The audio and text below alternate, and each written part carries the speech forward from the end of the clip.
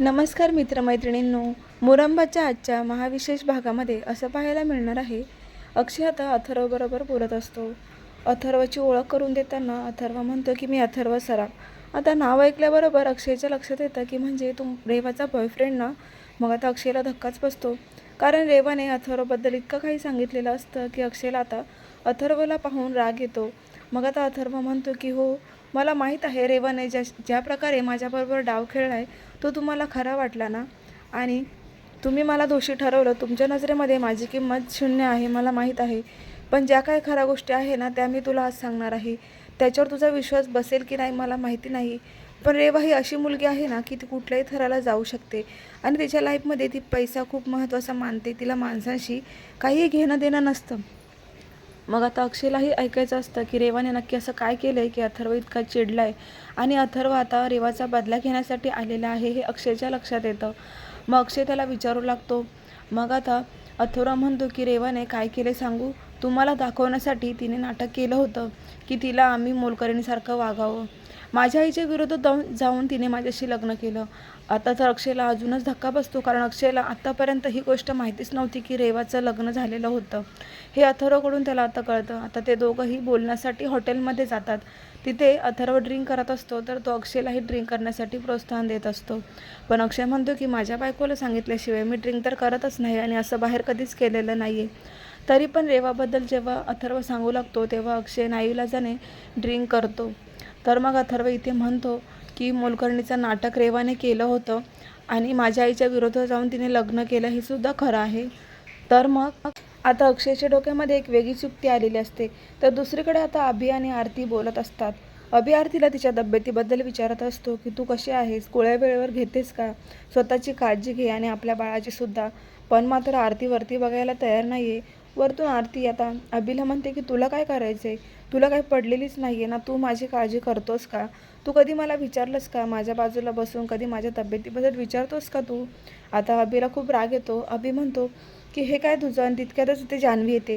आता अभि जान्हवीला पाहून म्हणतो की बरं झालं वहिनी तुम्ही आलात, जरा हिला समजावा हिचं काय चाललंय.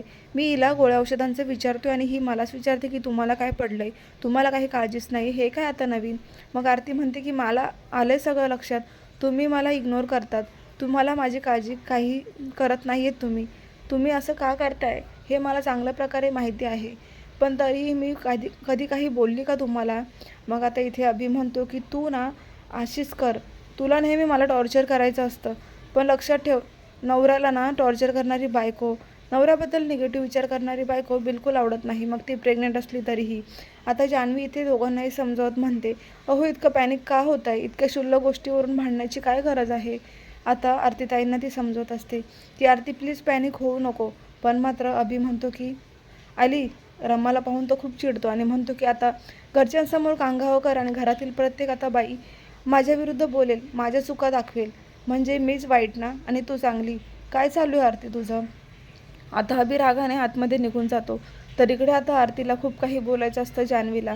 म्हणजे आता आरतीच्या हे लक्षात आले की अभि तिला टाळतोय आणि रेवाकडे अट्रॅक्ट होतोय.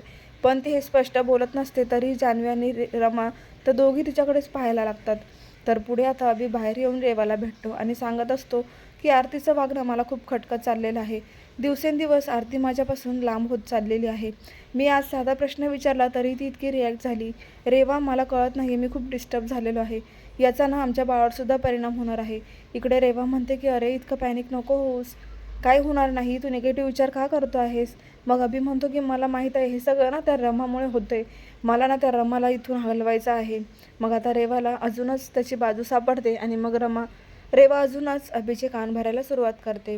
तर इकडे आता अभि आणि रेवा एक झालेले आहेत. तर पुढे आता रमा वाट पाहते की अक्षय घरी आलेला नाही, अजून कुठे गेले असतील.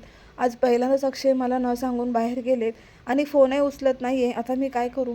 मग आता रमाला असं वाटतं की अक्षय नक्कीच भूषणला भेटायला गेला असेल. मग आता रमा भूषणला कॉल करते आणि विचारते की अक्षय खूप वेळ झाला अजून घरी आला नाही, तुम्हाला माहीत आहे का अक्षयचा काही फोन वगैरे आला होता का.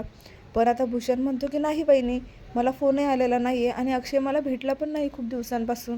पण आता भूषण म्हणतो की अहो तो काही लहान मुलगा आहे का, काहीतरी काम झालं की येईल घरी, तुम्ही काय इतकं काळजी करतात, वाट पाहा ना येईलच. तरी मात्र भूषण इथे फोन ठेवून देतो. रमाला मात्र काही सुचत नसतं की अक्षय कुठे गेला आहे. तर अक्षय आता हॉटेलमध्ये अथर्वबरोबर बोलत असतो.